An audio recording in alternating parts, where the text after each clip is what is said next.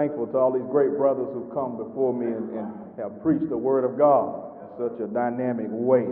Matthew 25, verse 24 through 30, the Word of God says, Then he which had received the 1 talent came and said, Lord, I knew thee that thou art a hard man, reaping where thou hast not sown, and gathering where thou hast not strewed. And I was afraid, and went and hid thy talent in the earth. Lo, there thou hast that is thine. His Lord answered and said unto him, Thou wicked and slothful servant, thou knewest that I reap where I sowed not, and gather where I have not strewed. Thou ought therefore to have put my money to the exchangers, and then at my coming I should have received mine own with usury. Take therefore the talent from him, and give it to him which hath 10 talents. For unto every one that has shall be given, and he that have abundance, he shall have abundance. But from him that hath not shall be taken away even that which he hath.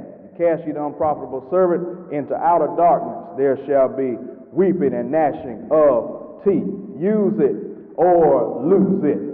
Use it or lose it. The point is, and we'll just go right into it, that God has given us everything we need to be successful, to be spiritual, to be godly, to do the Lord's will. But the point is, or the question is, whether we will use properly what the Lord has given us.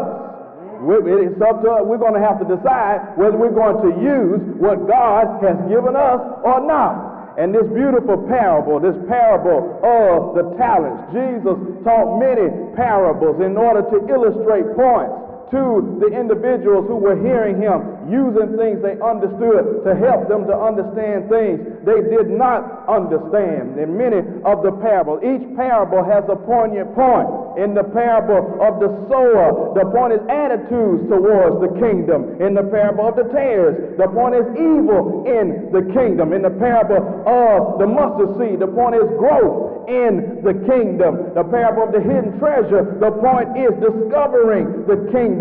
The pearl of great price, the point is of seeking the kingdom. And in each parable, many of the parables, they all had a poignant point. And here in this parable of the talents, the poignant point is use it or lose it. We all have opportunities, and sometimes we blame someone else, or blame society, or blame the government, blame what side of town we grew up on, or whether we're from the wrong side of the track. My God, the Bible tells me, with God, all things are possible. Amen. And here in this parable, many of you know it, but just for the sake of the CD, for those who may not know it, in this parable, we know in Matthew 25, 14 to 23, not going to take time to read all that, but you have a man that's going to travel into a far country, and he delivers to his servants his goods to administer while he's away. And many of us know that the man is Jesus. The far country is heaven. And his servants, now the secondary connotation is for all saints, all Christians, all those who follow Jesus. But primarily here in this text, Jesus talking to his apostles. We know that his apostles would follow and do God's will and preach the word of God throughout the book of Acts and, of course, throughout the first century church. But there was one apostle standing there. There was one in the number who would lose what the Lord had given him, Judas. Judas is still in the midst. But we know this can apply to all Christians. This can apply to all members of the church. And we have a choice whether we're going to use the gifts or lose the gifts. You see, everything in life either gets better or it gets worse. Yeah. See, with a garden, you don't have to plant weeds.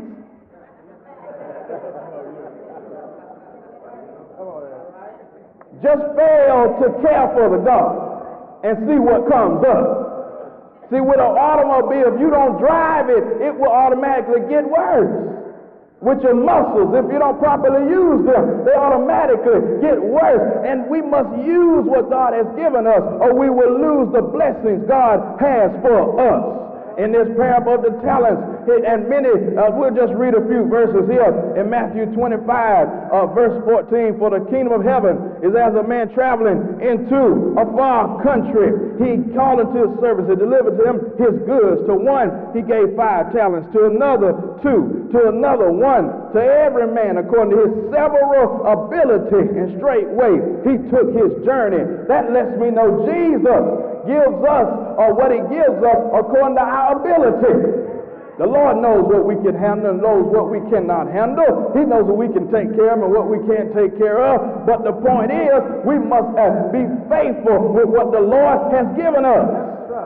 Now, talents has been, in one sense, unwittingly applied to abilities. But the direct connotation of the text is talents is a measurement of weight. Talents in this text identifies money. I pause for station identification. Look at verse, many don't believe that, verse 18. But he that received 1 went and digged in the earth and hid his Lord's money. Come on now. Come on now. That's the text. If we're going to be honest with the text, let's be honest with the text. And the direct connotation is that Jesus gave his servants money to grow his kingdom. Reach out. Y'all gave me this topic. I didn't assign this to myself. And the reason his kingdom, one reason among many, one reason his kingdom is not progressing the way he wants it to progress is because we are applying his stuff for our own benefit.